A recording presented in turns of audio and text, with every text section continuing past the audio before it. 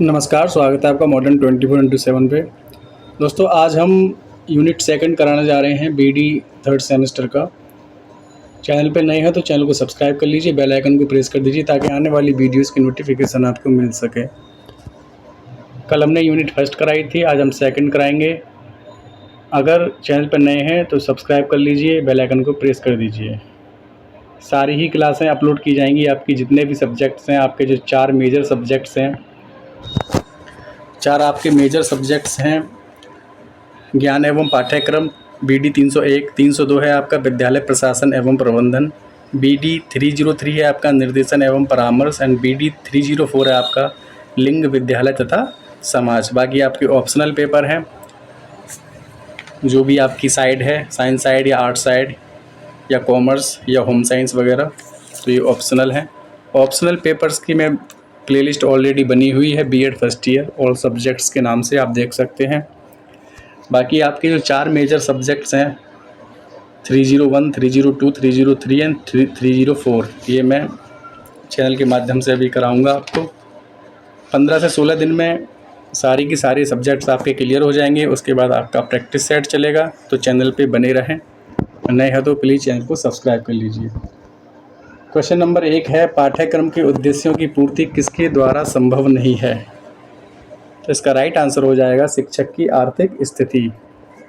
Next है, निम्नलिखित में से कौन सा स्रोत पाठ्यक्रम निर्माण का स्रोत नहीं है? राइट आंसर हो जाएगा नेता।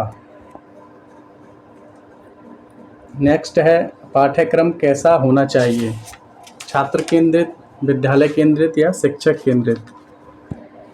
छात्र केंद्रित पाठ्यक्रम होना चाहिए। पाठ्यक्रम विकास का आयाम है, तो ये उपयुक्त सभी पाठ्यक्रम विकास के आयाम हैं: अनुभव आयाम, अनुदेशन और पाठ्य वस्तु आयाम। पाठ्य सहगामी क्रियाओं के संगठन का सिद्धांत नहीं है।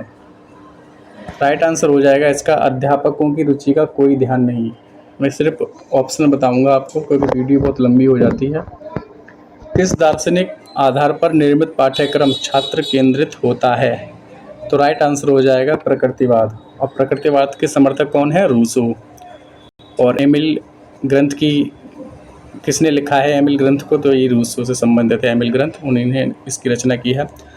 निम्न में से किसे बाल मनोविज्ञान के अंतर्गत शामिल नहीं किया जा सकता है? राइट आंसर हो जाएगा शिक्षा दर्शन को। बाकी मनोविश्लेषण, बाल कल्याण और मानसिक स्वास्थ्य विज्ञान, इनको शामिल किया जा सकता है। बाल मनोविज्ञान में अध्ययन किया जाता है, बाल मनोविज्ञान में अध्ययन किया जाता है बालक के जन्म के पूर्व गर्भावस्था से लेकर किशोरावस्था तक। नेक्स्ट है, शिक्षा मनोविज्ञान उपयोगी है? तो शिक्षा मनोविज्ञान समय सारणी बनाने में, परीक्षा प्रश्न पत्र बनाने में और शिक्षण विधि के सुधार में उपयुक्त सभी में उपयोगी है। किस विद्वान ने मनुष्य की अंतर्निहित पूर्णता की अभिव्यक्ति को ही शिक्षा माना है? अंतर्निहित पूर्णता, अंतर्निहित पूर्णता की जब भी बात आए, अंतर्निहित पूर्णता की अभिव्यक्ति की जब भी बात आए तो राइट आंसर हो जाएंगे विवेकानंद। आता है एग्जाम में ये क्वेश्चन। शिक्षा से मेरा अभिप्राय बालक एवं मनुष्य के शरीर, मस्तिष्क एवं आत्मा के सर्वोत्तम अंश की अभिव्यक्ति है। राइट आंसर हो जाएगा अपने गांधी जी। कल 2 अक्टूबर है, गांधी जयंती है, आप सभी लोगों को पता ही होगा। शिक्षण मनोविज्ञान पर आधारित है, शिक्षण मनोविज्ञान पर आधारित है, तो किंडरगार्टन, मॉन्टेसरी और खेल पद्धति सारी ही शिक्षण मनोविज्ञान पर आधारित पद्धतियां हैं। मनोविज्ञान की प्रथम प्रयोगशाला स्थापित हुई थी जर्मनी 1879, और किसने स्थापित करी थी? युग बुंट ने स्थापित करी थी। शिक्षा मनोविज्ञान एक शाखा है, मनोविज्ञान की शाखा है। शिक्षा का शाब्दिक अर्थ है, शिक्षा का शाब्दिक अर्थ है नेतृत्व देना। वर्तमान में मनोविज्ञान माना जाता है, वर्तमान की अगर बात आ जाए तो व्यवहार का विज्ञान माना जाता है। वर्तमान में व्यवहार का विज्ञान माना जाता है। शिक्षा के क्षेत्र में प्रकृतिवाद के मुख्य प्रवर्तक हैं, शिक्षा के क्षेत्र में प्रकृतिवाद के मुख्य प्रवर्तक हैं रूसो। यूनान के स्पार्टा में पाठ्यचर्या आधारित थी, यूनान के स्पार्टा में तो शारीरिक विकास, शास्त्रों की शिक्षा और हथियारों का उपयोग, ये सभी पाठ्यचर्याएं आधारित थी यूनान के स्पार्टा में। कौन आदर्शवादी शिक्षा शास्त्री हैं? राइट आंसर हो जाएगा उपयुक्त सभी हीगल, प्लेटो, सुकरात व कांट। आदर्शवादी शिक्षा का उद्देश्य है, उपयुक्त सभी उद्देश्य हैं, सर्वांगीण विकास, आत्मा अनुभूति, सौंदर्य अनुभूति। मुझे लंबी लंबी व्याख्याओं से घृणा है, किसने कहा है? ये प्रकृतिवादी समर्थक जो हैं रूसो, इन्होंने कहा है मुझे लंबी लंबी व्याख्याओं से घृणा है। जॉन ड्यूबी ने बालक की स्वाभाविक शक्तियों को माना है, तो उपयुक्त सभी हो जाएगा इसका राइट आंसर। प्रयोजनवादी बल देते हैं, प्रयोजनवादी बल देते हैं, तो उपयुक्त सभी हो जाएगा इसका भी राइट। वैज्ञानिक तथ्यों पर, विज्ञान पर और विषयों पर। यथार्थवादी विचारधारा का जन्म हुआ, फिर से रिपीट होगा, कल भी आया था, ये 17वीं शताब्दी हो जाएगा राइट आंसर, और एग्जाम में भी पूछ लिया जाता है।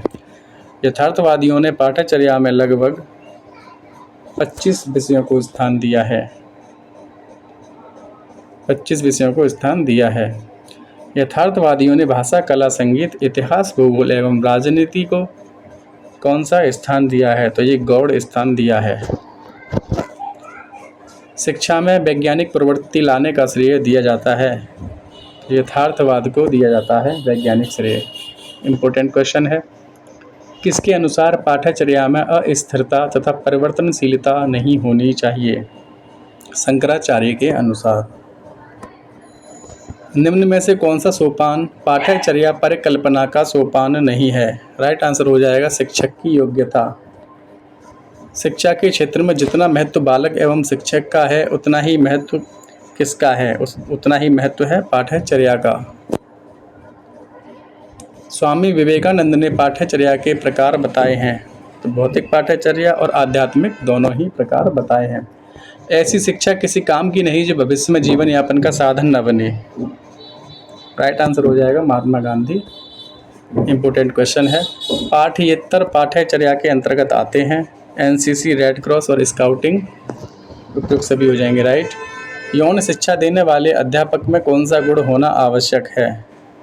तो सच्चरित्रता, यौन अंगों का ज्ञान, संवेगात्मक परिपक्वता, उपयुक्त सभी हो जाएंगे राइट। कुंठा की दशा में बालक बन जाता है, तो एकांतवासी हो जाएगा, आक्रमणकारी भी हो जाएगा और रोगी भी हो जाएगा, उपयुक्त सभी हो जाएंगे राइट आंसर। प्रतिभाशाली बालक की इंद्रियां होती हैं, तो तीव्र इंद्रियां होती हैं। बहरे बच्चों को पढ़ाने की एक विधि है आत्मीकरण। अंधे बालक पढ़ सकते हैं, तो ब्रेल लिपि पढ़ सकते हैं अंधे बालक।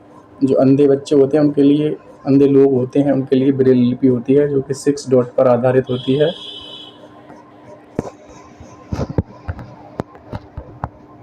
शिक्षा को मनुष्य और संपूर्ण समाज का निर्माण करना चाहिए, यह कथन है डॉक्टर राधा कृष्णन का। सीखना विकास की प्रक्रिया है, सीखना विकास की प्रक्रिया है, तो स्पेंसर, हर्बर्ट स्पेंसर का कथन है। प्रचलित पाठ्यचर्या की समस्याएं बताइए, तो ये सभी समस्याएं हैं, सामाजिक परिवर्तन, शैक्षिक पद्धति, चारित्रिक शिक्षा का अभाव। निम्न में से कौन सा सोपान पाठ्यचर्या चयन की प्रक्रिया का सोपान नहीं है? राइट आंसर हो जाएगा पाठ्यक्रम सहायक सामग्री। निम्न में से किस स्तर का अभिकरण पाठ्यक्रम निर्माण में योगदान देता है? राइट आंसर हो जाएगा राज्य स्तर का, राइट आंसर हो जाएगा राज्य स्तर का। पाठ्यचर्या पर्यावरण में होने वाली क्रियाओं का योग है, यह कथन है, किसका कथन है? तो ये है कथन एनन का। वेरी मोस्ट इम्पोर्टेंट क्वेश्चन है। पाठ्यचर्या का उद्देश्य है, तो उपयुक्त सभी उद्देश्य हैं, आप देख लीजिए। पाठ्यचर्या की आवश्यकता होती है, पाठ्यचर्या की आवश्यकता होती है शैक्षिक उद्देश्यों की प्राप्ति हेतु। प्रयोजनवादी विचारधारा के मुख्य समर्थक या जन्मदाता हैं, तो जॉन ड्यूबी। मोस्ट इम्पोर्टेंट क्वेश्चन है। पाठ्य सहगामी क्रियाओं का संगठन किया जा सकता है, तो केंद्रीकरण द्वारा, पर्यवेक्षण द्वारा और सहगामी क्रियाओं में छात्रों की सहभागिता के द्वारा, उपयुक्त सभी हो जाएंगे राइट आंसर। पाठ्यचर्या में वे सभी क्रियाएं आती हैं जो स्कूल में विद्यार्थियों को समझाई जाती हैं, राइट आंसर हो जाएगा हेनरी के अनुसार। दोनों ही इम्पोर्टेंट है, कि एनन वाला और एक ये। राष्ट्रीय पाठ्यचर्या की रूपरेखा 2005 की प्रमुख समस्याएं हैं, तो उपयुक्त सभी समस्याएं हैं। भाषा व शिक्षा की उच्च आकांक्षाएं, शिक्षक वित्त संबंधी समस्याएं, धर्म व राजनीतिक व विचारों की समस्याएं। राष्ट्रीय पाठ्यचर्या 2009 है। राष्ट्रीय पाठ्यचर्या प्रारूप 2009 के अब तक कुल कितने प्रारूप जारी किए गए हैं? तो राइट आंसर हो जाएगा 5 प्रारूप। इम्पोर्टेंट क्वेश्चन है। विद्यालय के समस्त कार्यों का संचालक होता है शिक्षक। राइट आंसर हो जाएगा शिक्षक। मौखिक रचना या वार्तालाप का अभ्यास कराने के लिए किन साधनों का प्रयोग करना चाहिए? तो कहानी रचना, वाद विवाद प्रतियोगिता और चित्र। मौखिक भाषा किसकी प्रधान भाषा है? तो अनुकरण की प्रधान भाषा है। इम्पोर्टेंट है। छात्रों को उनके अनुचित व्यवहार के लिए कैसे रोका जाना चाहिए? तो समझाकर। पाठ्यक्रम की आवश्यकता क्यों पड़ती है? तो यह अध्यापक एवं छात्र को कार्य करने की दिशा प्रदान करता है। एक अध्यापक के रूप में आप अपने छात्रों के अंदर पुस्तकालय अध्ययन की रुचि कैसे विकसित करेंगे? तो छात्रों के साथ स्वयं पुस्तकालय में बैठकर अध्ययन करना। प्रौढ़ शिक्षा का अधिकार किसे सौंपना चाहिए? तो सरकारी एवं निजी तंत्र को, गवर्नमेंट एंड प्राइवेट। छात्रों के अधिगम में किसके द्वारा सर्वाधिक रुचि जागृत होती है? तो दृश्य तथा श्रव्य साधनों के द्वारा या सामग्री द्वारा। शिक्षण प्रक्रिया में निम्न में से सर्वाधिक महत्वपूर्ण कौन है? राइट आंसर हो जाएगा शिक्षक। बालक से यह कहना कि घर गंदा मत करो, कौन सा निर्देश है? तो यह निषेधात्मक निर्देश है। शैक्षिक दृष्टि से बाल विकास की अवस्थाएं हैं, तो प्रयुक्त सभी बाल विकास की अवस्थाएं हैं। शिक्षण का उद्देश्य है उपयोगी ज्ञान प्रदान करके छात्र का सर्वांगीण विकास करना। नेक्स्ट है आपका उत्तम शिक्षण की विशेषता होती है सहानुभूति, पथ प्रदर्शन, सहयोगपूर्ण एवं बाल मनोविज्ञान के अनुकूल या उपयुक्त सभी। तो राइट आंसर हो जाएगा सहयोगपूर्ण एवं बाल मनोविज्ञान के अनुकूल। अधिगम व्यवहार में उत्तरोत्तर सामंजस्य की प्रक्रिया है। Very very most important question है। स्किनर हो जाएंगे राइट आंसर। सीखने की विशेषता है, तो उपयुक्त सभी सीखने की विशेषताएं हैं। अधिगम को प्रभावित नहीं करता है, अधिगम को नियोजन प्रभावित नहीं करता, बाकी वातावरण, परिपक्वता और नियमित अभ्यास प्रभावित करते हैं। अधिगम में उत्तेजनाओं की अनुक्रिया होती है, एक या अधिक। आप अपने छात्रों के अंदर किस प्रकार के गुणों का विकास करना चाहेंगे? तो नैतिक गुणों का। निम्न में से शाब्दिक सामग्री का उदाहरण नहीं है। निम्न में से शाब्दिक सामग्री का उदाहरण नहीं है, तो कहानी शाब्दिक है, लोकोक्ति, चलचित्र, यानी राइट आंसर हो जाएगा आपका ग्लोब। निम्न में से मनोवैज्ञानिक प्रदर्शात्मक सामग्री का उदाहरण है, तो राइट आंसर हो जाएगा उपयुक्त सभी राइट आंसर हो जाएंगे। नेक्स्ट है श्रव्य सामग्री का उदाहरण है, तो राइट आंसर हो जाएगा टेप रिकॉर्डर। स्थानीय पर्यावरण में अध्ययन किया जाता है, गांव का, शहर का या दोनों का? तो दोनों हो जाएंगे राइट आंसर। स्थानीय अवलोकन करने के लिए आवश्यक है, तो इसका भी उपयुक्त सभी राइट है। मानसिक विकास, बालकों की आयु, कक्षा का स्तर। शैक्षिक विवरण लिखने के लिए आवश्यक नहीं है, तो सीमा विस्तार, स्थिति, प्राकृतिक वनस्पति, ये तो आवश्यक है, लेकिन साइकिल के आवश्यक नहीं है। जो छात्र पढ़ने में कुछ कमज़ोर हों, उनके प्रति आप क्या दृष्टिकोण रखेंगे?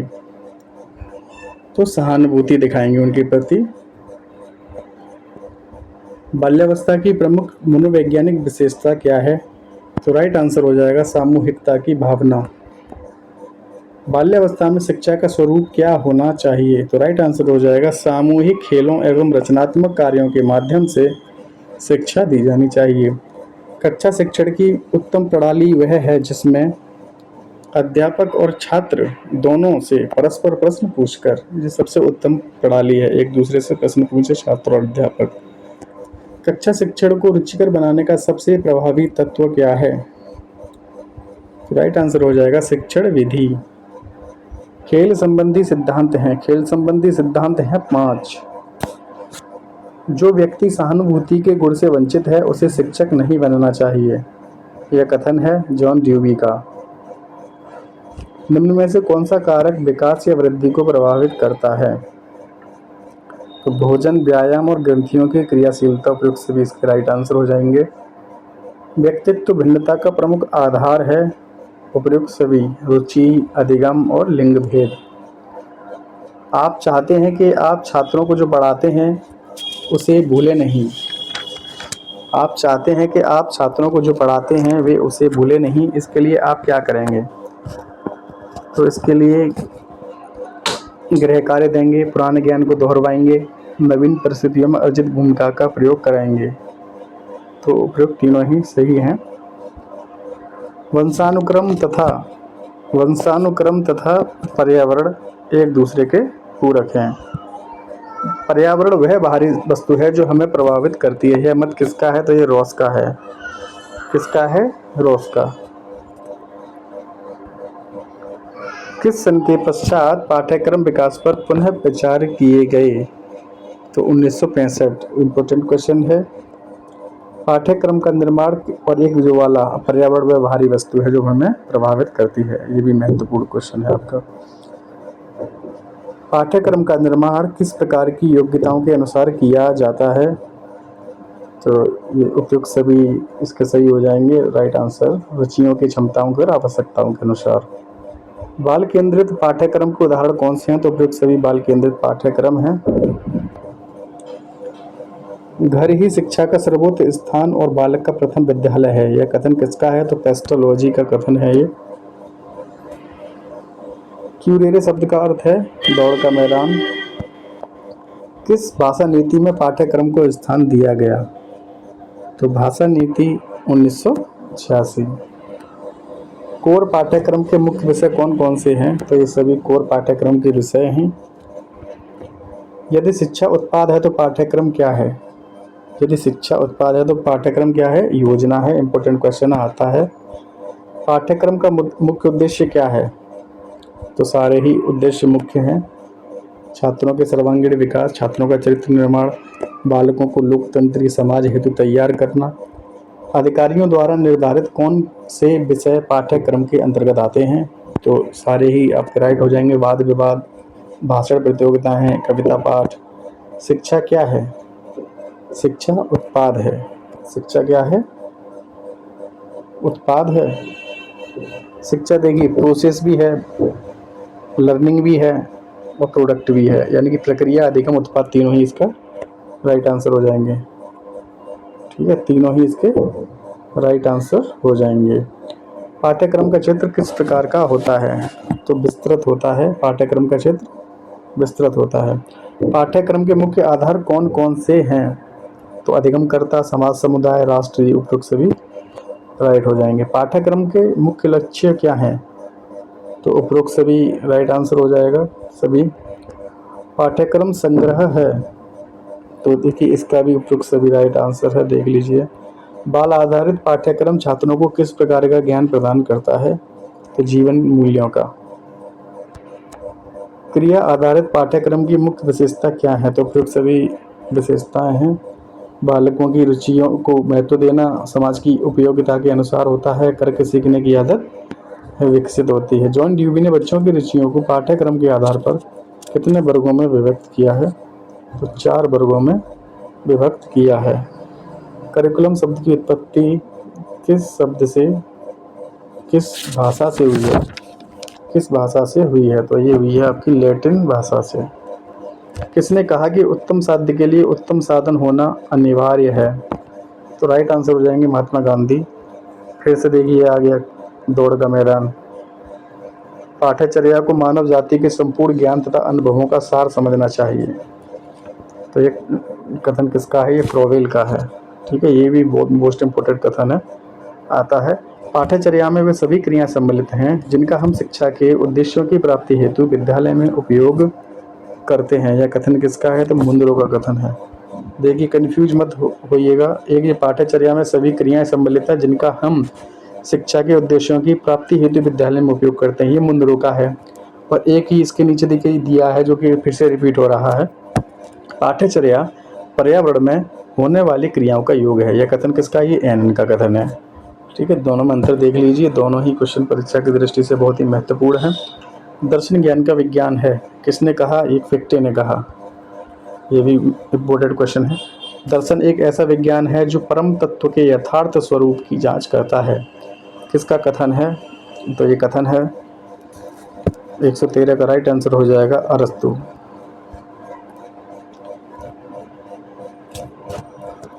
मुझे पुस्तकों से घृणा है क्योंकि ये बालकों के लिए अभिशाप है, ये कथन किसका है?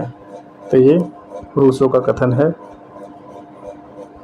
पाठ्यचर्या में अस्थिरता तथा परिवर्तनशीलता नहीं होनी चाहिए, यह किसने कहा? यह कहा शंकराचार्य ने।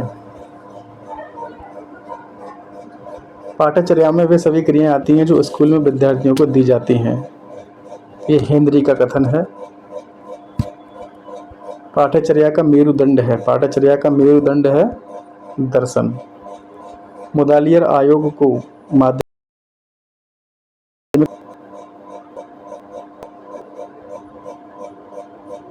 मुदालियर आयोग को माध्यमिक शिक्षा आयोग के नाम से जाना जाता है। राधा कृष्णन आयोग का गठन हुआ 1948 में। प्रकृतिवाद के मुख्य प्रवर्तक हैं रूसो। मुदालियर आयोग का गठन हुआ 1952, कहीं कहीं 53 भी दिया है। मुदालियर कमीशन का दूसरा नाम है माध्यमिक शिक्षा आयोग। वर्तमान में शिक्षा प्रक्रिया कहलाती है, वर्तमान में शिक्षा प्रक्रिया कहलाती है त्रिध्रुवीय। शिक्षा जीवन पर्यंत चलने वाली प्रक्रिया है। कोठारी कमीशन 1964 हो जाएगा राइट आंसर। शिक्षा इंपॉर्टेंट क्वेश्चन है, कोठारी आयोग 1964 शिक्षा की त्रिध्रुवीय प्रक्रिया में शामिल है, शिक्षा की त्रिध्रुवीय प्रक्रिया में शामिल है बालक शिक्षक पाठ्यक्रम। इंपॉर्टेंट क्वेश्चन आता है, उत्तम साध्य के लिए उत्तम साध्य के लिए उत्तम साधन का होना अनिवार्य है। नेक्स्ट है औपचारिक शिक्षा प्राप्त होती है, औपचारिक शिक्षा प्राप्त होती है विद्यालय में। विद्यालय में बालकों के शैक्षिक अनुभव के लिए एक सामाजिक समूह की रूपरेखा पाठ्यचर्या कहलाती है, यह कथन है व्यू सैम्प का। इंपॉर्टेंट क्वेश्चन है, उन सभी क्रियाओं का प्रारूप जिनके द्वारा शैक्षिक लक्ष्यों अथवा उद्देश्यों को प्राप्त कर लेंगे पाठ्यचर्या की संज्ञा दी जाती है, यह कथन है पार्ल हिस्सर्ट का। दर्शन एवं शिक्षा में क्या संबंध है? तो घनिष्ठ संबंध है। दर्शन पर पाठ्यचर्या का संगठन जितना आधारित है, दर्शन पर पाठ्यचर्या का संगठन जितना आधारित है उतना शिक्षा का कोई भी अन्य पक्ष नहीं है, यह कथन है रस्क का। आदर्शवाद किस पर बल देता है? आदर्शवाद बल देता है शाश्वत मूल्यों और आदर्शों दोनों पर। रूसो विचारधारी माने जाते हैं, रूसो विचारक माने जाते हैं प्रकृतिवाद, राइट आंसर हो जाएगा प्रकृतिवाद। और जॉन ड्यूवी माने जाते हैं प्रयोजनवादी। ठीक है, दोनों में अंतर देख लीजिएगा, एक प्रयोजनवादी हैं, जॉन ड्यूवी प्रयोजनवादी हैं और रूसो प्रकृतिवादी हैं। प्रयोजनवादी विचारक माने जाते हैं, फिर से आ गया जॉन ड्यूवी हो जाएंगे राइट आंसर। प्रयोजनवाद है एक, क्या है प्रयोजनवाद? प्रयोजनवाद है अनुभव केंद्रित। पाठ्यचर्या की आवश्यकता होती है तो सभी के लिए होती है, शिक्षण विधियों के निर्धारण, शैक्षिक उद्देश्यों की प्राप्ति और शिक्षण सामग्री के निर्धारण हेतु। नेक्स्ट है पाठ्यचर्या में शामिल किया जाता है शिक्षकों के अनुभव, छात्रों के अनुभव या छात्रों की अभिक्रियाएं, तो सारे ही सारे सही हो जाएंगे। पाठ्यचर्या निर्माण एवं विकास का आधार है, तो दार्शनिक, मनोवैज्ञानिक, सामाजिक तीनों ही हो जाएंगे राइट आंसर। गरीबी, अशिक्षा, जनसंख्या वृद्धि आदि हैं सामाजिक समस्याएं हैं, ये क्या है? ये सामाजिक समस्याएं हैं। अध्ययन में अरुचि, अपव्यय, अवरोधन आदि क्या हैं? आदि शैक्षिक समस्याएं हैं। पाठ्यचर्या का क्षेत्र बहुत विस्तृत है, पाठ्यचर्या का क्षेत्र बहुत विस्तृत है। पाठ्यचर्या के क्षेत्र के संबंध में सही कथन क्या है? तो राइट आंसर हो जाएगा, इसका क्षेत्र क्या है? विस्तृत है। सामाजिक समस्याओं के अंतर्गत शामिल हैं गरीबी, अशिक्षा और जनसंख्या वृद्धि, उपयुक्त से भी हो जाएंगे राइट आंसर। शैक्षिक समस्याओं के अंतर्गत शामिल हैं अध्ययन में रुचि, अवरोधन, अपव्यय, तो उपयुक्त सभी हो जाएंगे राइट आंसर। पाठ्यचर्या के उद्देश्यों में शामिल नहीं है तो सुख प्राप्त करना राइट आंसर हो जाएगा। बाकी सर्वांगीण विकास करना, लोकतंत्र की स्थापना करना, योग्य नागरिकों का निर्माण करना, ये सभी शामिल हैं, लेकिन सुख प्राप्त करना ये शामिल नहीं है। ठीक है, तो अगर नए हैं तो प्लीज़ चैनल को सब्सक्राइब कर लीजिए फॉर नेक्स्ट यूनिट 3। ठीक है, मिलते हैं कल। वीडियो पसंद आएगा तो लाइक कर दीजिए, और कोई क्वेरी है तो कमेंट में पूछ लीजिएगा। 15-16 दिन के अंदर आपका पूरा सिलेबस कंप्लीट करा दिया जाएगा, उसके बाद आपका प्रैक्टिस सेट कराया जाएगा। तो चैनल पर बने रहें, जाएं नहीं। ठीक है, मिलते हैं नेक्स्ट वीडियो में। तब तक के लिए नमस्कार, धन्यवाद।